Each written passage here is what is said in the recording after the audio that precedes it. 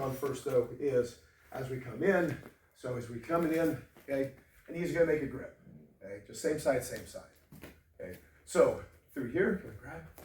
Oh no, he got me. Oh no.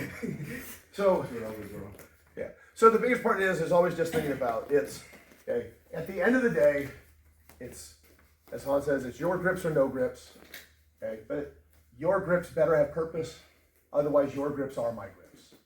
So don't grab just to grab. Just go, oh, I got grips. They're my grips, not your grips. Oh, you fucked up. Because your grips, if they have no purpose, become my grips. So ultimately speaking, everything should have purpose. Now, I've made a couple posts out there. You should have zero expectation that a bunch of random shit is going to give you specific outcomes. Okay? It doesn't work that way. So Mike's going to come in and he's going to make that grip. Okay? So the thumb is the weakest part of the grip, okay? So ultimately that's one of the ways I can pull my hand out, but it's also how I'm gonna feed Mike's grip to the arm drag. So I'm gonna pull him across. So as he's gripping, if I pull my hand up, his arm comes with me. So now through here, that becomes my in. If I don't go aggressively after the arm drag, and he makes his grip, I can use his grip to feed into the arm drag itself. So he makes the connection over here, okay? I can resist, okay? But it's way harder for him to resist me swinging from side to side, okay? And then at the same time, the thumb is the weakest part. So if I was gonna circle my hand, I was gonna go to the inside anyway. So once we're here, again, I'm just gonna bring my hand up like I'm bringing it to my chest, okay? As that comes in, I'm going to make my connection to the elbow.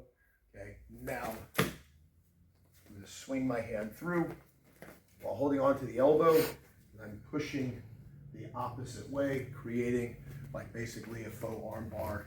Okay? It could be real if he resists, but the chances are it's just going to flow right through. He's going to feel a little bit of tension, but it's up to him to let go. It's not mine. So again, we're just going to come in here. Okay. Just that little motion. As we come in, that becomes my connection. And then through here, we can then finish our arm drag. Make sense? Go. Okay. So, hands are up. And again, this becomes kind of one of those things, depending on what rules you're playing in, people will play their hands at different locations. Grapplers, we have little to no strikes to worry about, so they tend to play with their hands much lower. Strikers have to play with their hands up higher. It's just the rules that dictate what's efficient and what's effective. So as we're coming in, okay, I'm just gonna make my connection from the outside. Okay, more than likely he wants the inside tie, so his hands are probably going to be inside mine anyway. This is what we're taught quite a bit: inside ties, inside ties, inside ties. Okay, the beauty of the game is those things become predictable, and that predictability is what allows you to then go, okay, there's a good chance he'll be on the inside, so that my ability now to get to his wrist and his hand becomes actually kind of easy. So again, myself, I like to aim. I like right at the wrist. I like my middle finger pretty much right at where the bend is. So by the time I'm done, I can pretty much get a hold of his thumb. And if we're on the other side, I can get a hold of his pinky to start playing a little bit of some motion. So as we're coming in, okay, again, not gripping, slap bracelet in through here. Okay, this gives me a lot of options, but as soon as I make this connection, okay, the likelihood is Mike is resisting to start trying to get his hand back into that middle position. So I'm coming in, going 1, 2. Okay. I'm making my little slap bracelet to make that motion. In, circle, and out. So if I'm doing a step in to go after my underhook, if I'm making that motion to go in for my arm drag, I'm doing the same motion with this hand, regardless of what I'm about to do next, whether I'm stepping in for the under or pulling for the arm drag. Now, most arm drags, we come in here. This is 50-50. Okay, 50-50. Okay, I'm sorry, but it's a dumb way of fighting. The goal is not equality. The goal is not to have the same opportunity. The goal is to dominate the opportunity, to have the lion's share of whatever's available. So if I just simply make this connection and he grabs onto me, okay, we're literally just playing tug of war. Okay, so if I make my connection and then through here, I'm just shooting. Again, I'm not specifically aiming for anything and I'm not looking for any kind of grip. I'm just shooting my hand through. Okay, my hand was going to be pushing through here anyway. This is now already not 50-50. And now if I pull him by his elbow and still push the hand forward, this is not 50-50 at all. At this point, start pulling back.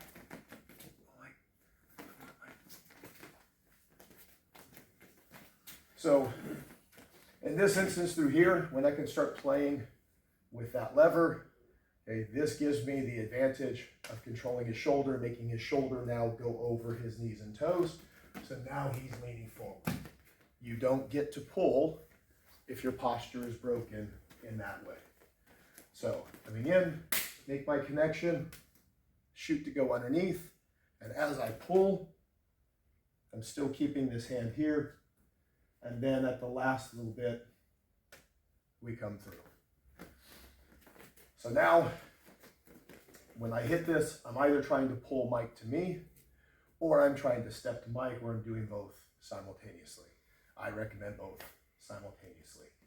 So again, we're coming in, 1, 2, make your connection, and then get behind your partner. 1, 2. As we pull him forward, we launch ourselves, and then we get into the back, the light. Christian does this into a standing back take, things of that nature, where as soon as he's coming through, right here, first leg is already hooked, and then he's not monkey jiu-jitsu for nothing. So, 1, 2, 3. Thank you for your Proceed. Proceed. All right, so again, we're playing around depending on, again, what style you are doing. If you're striking a little bit more, hands definitively are going to be up higher. Okay, we're grappling, hands are definitively going to end up being down lower. So they're more concerned about connections to the hips, the shooting, and things of that nature. So again, as we're coming in, I can make that connection. Again, as soon as I make that connection, my goal is to open it. Because again, inside ties do become the better part of the connection, but what constitutes the inside tie? It's not just being inside here.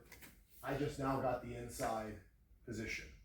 Okay, so I can be in here. This is inside ties. Okay, but this now for underhooks. Underhooks are inside ties. So I'm coming in. Okay,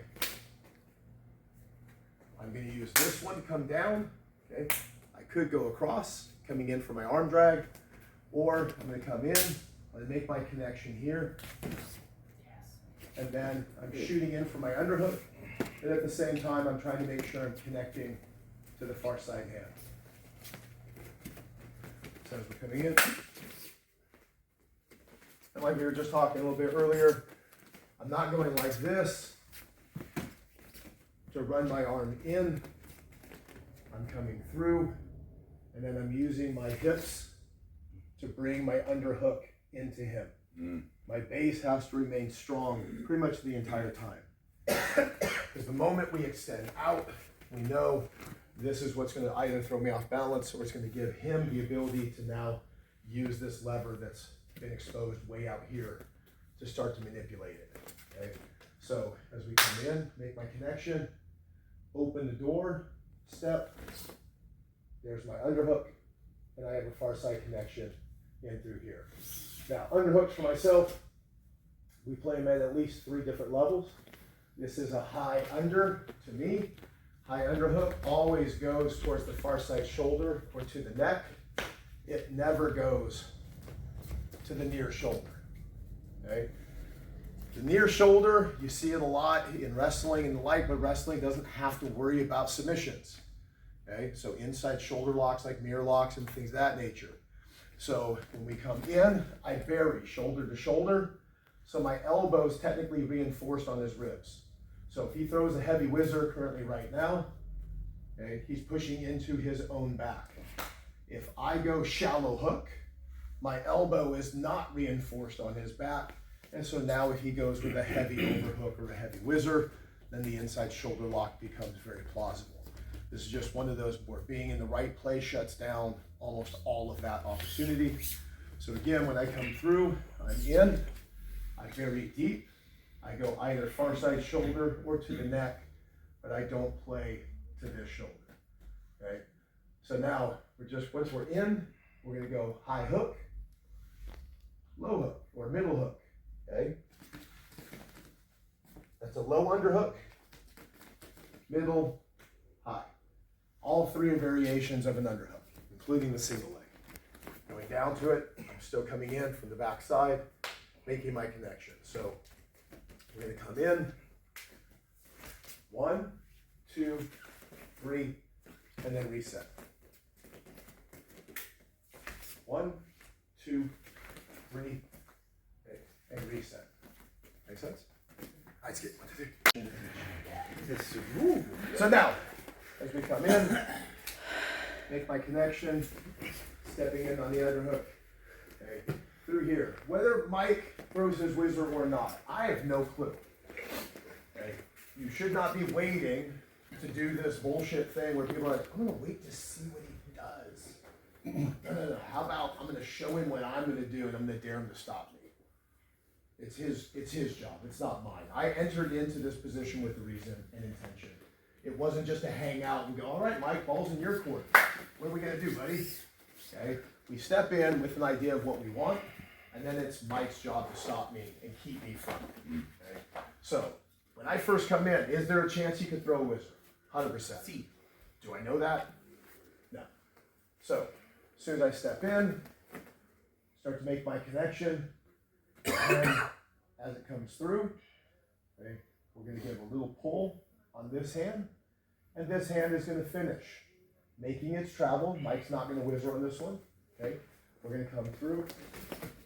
We're going to throw it up and over, but I'm still connected, hopefully to that far side arm.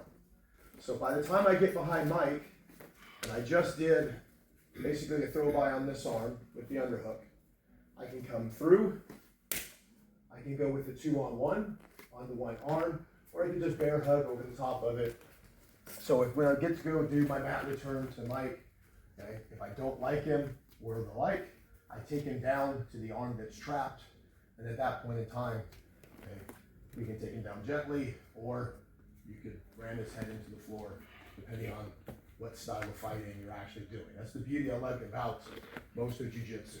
Okay, it's that every move can be done at multiple levels, okay, but we don't change the technique, we just change the intention. Okay, it's hard for me to come through and go, okay, I'm just going to barely hit him. Okay. Like at that point in time, okay, that punch is guaranteed an escalation of the whole exchange. So as I come in, make my connection, step in, he's over, I still have that wrist, so now I can connect 2-on-1, and then I can make trips or the like, however I want to take him over to the opposite side. Again, in, I step in. Again, I don't bring it to the shoulder. I bring it at least towards his neck so that my bicep is what's actually pushing him over in the process as opposed to being over here.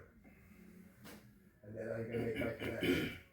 Okay. Now, let's say he does hit his whizzer and I come in. Oh, he just shut me down. I go with my pressure anyway. Okay, that pressure is going to bring him a little bit forward. And then at that point in time, the drop down to go from high to low becomes actually very easy because his whizzer is going to feed me down into that pocket. So as I come in, in order for him to whizzer me, the whizzer has to have the core to bring it down, which is then exposing his legs and giving me a better opening. Make sense? So do a couple coming through, hit the throw by, get to the back, and then a couple of them, as soon as you go for the underhook, they're going to throw a heavy whizzer.